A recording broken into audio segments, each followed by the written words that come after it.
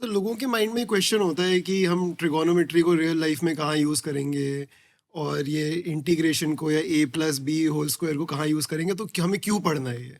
इस पे आपका क्या थॉट है? ये बहुत लोग अब बोलते हैं कैजुअली कि हमें ये थॉट तो खैर कम है, ठीक है, रील्स इस पे ज़्यादा बनी हुई है। जैसे एक बच्चा, मैंने रील देखी थी, एक्चुअली इनफैक्ट किसी बच्चे ने मेरे को रील भेजी एंड वो शायद स्टूडेंट था, वही अराउंड 20-25 ईयर्स बैक।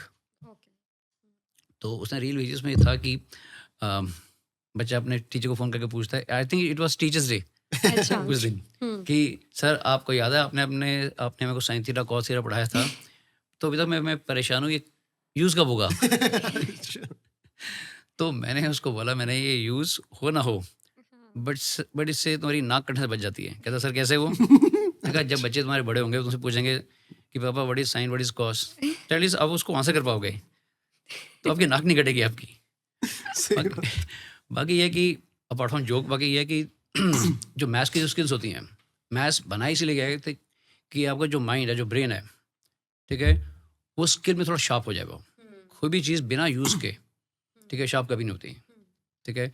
अब एक सपोज फार्मर है, किसान है, he knows everything about seeds, water कितना डालना है, ठीक है, इसकी सॉइल कैसी है, इसमें कितना मैनोर या फर्टिलाइजर डालना है, उसे सब पता है, पर उसकी जो बाकी अवेयरनेस है वो बहुत कम है। वो बट एक स्टूडेंट को मैथ्स इसलिए पढ़ाया था कि इसका जो स्किल है, जो एप्लीकेशन ब्रेन है, वो थोड़ा शार्प हो जाए।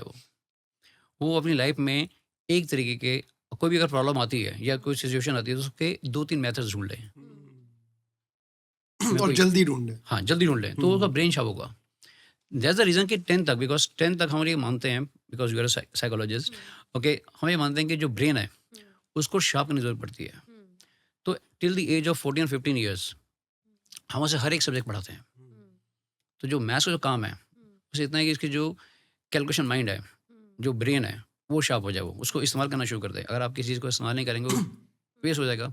बहुत सारे बच्चे ऐसे होते हैं कि जो रटते हैं, ठीक है, तो उनका जो मेमोरी पावर है बड़ा स्ट्रॉन्ग है, वो हर चीज़ बड़ा याद कर लेते हैं। आप एक बार उनको फ़ोन नंबर बोलिए, वो एक बार उनको याद हो जाता है, और हम बोलते हैं अच्छा दोबारा बोलो, तो वो उसमें चेंजेस आते हैं। तो मैथ्स का कंसर्न टिल 10th तक, तभी तो आपको 10th तक बोला गया है। उसके बाद आपकी चॉइस है, अगर आपको मैथ्स में इंटरेस्ट नहीं है या आपके फ्यूचर में मैथ्स काम आने वाला नहीं है, तो मत लीजिए। तो जो 10th तक जो मैथ्स पढ़ाया जाता है, उसका कंसर्न फ्यूचर लाइफ से नहीं है, उसका कंसर्न आपकी अभी की लाइफ से है, आपका जो ग्रोइंग ब्रेन है, उससे है। अगर आपको हिस्ट्री नहीं पढ़ाएँगे, तो उसको याद करना कैसे सीखेंगे आप? तो ये कि जो किसान है, वो उसकी नॉलेज लिमिटेड है, ठीक है? उसकी गुड नॉलेज है about soil and fertiliser everything, but उसके बाहर उसकी नॉलेज नहीं है। और वो शायद उसको लाइफ में आगे बढ़ने में लिमिट करेगा कहीं हाँ, ना वो करता है वो, कहीं। वो करता है वो। एक वेजिटेबल वेंडर है, उसकी कैलकुलेशन हमसे सबसे ज़्यादा अच्छी होगी वो। बिकॉज़ क्यों? क्योंकि उसने उसको बहुत जल्दी इसको यूज़ किया। Every days, every second he is using it.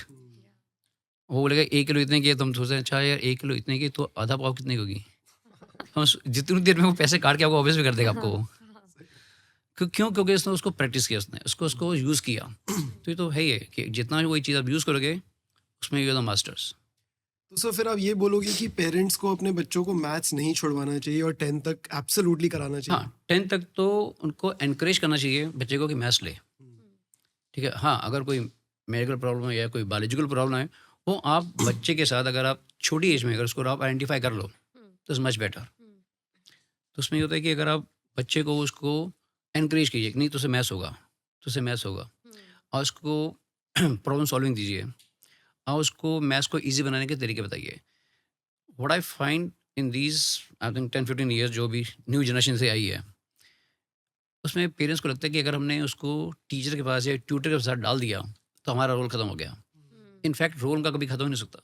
Parent का रोल तो आपके एंड ऑफ द लाइफ तक भी नहीं खत्म हो सकता। बट पेरेंट्स सोचते हैं कि हमने इसको ट्यूटर के हवाले कर दिया तो काम हमारा खत्म हो गया। ऐसा नहीं होना चाहिए। तो जितना आप अपने बच्चे को एनकरेज करेंगे, आप चाहे उसको रेगुलर बेसिस पे पढ़ाए ना पढ़ाओ, बट आपको रेगुलर बेसिस पे आप उससे पूछ सकते हो आपने क्या पढ़ा, क्या किया, इज देयर एनी प्रॉब्लम।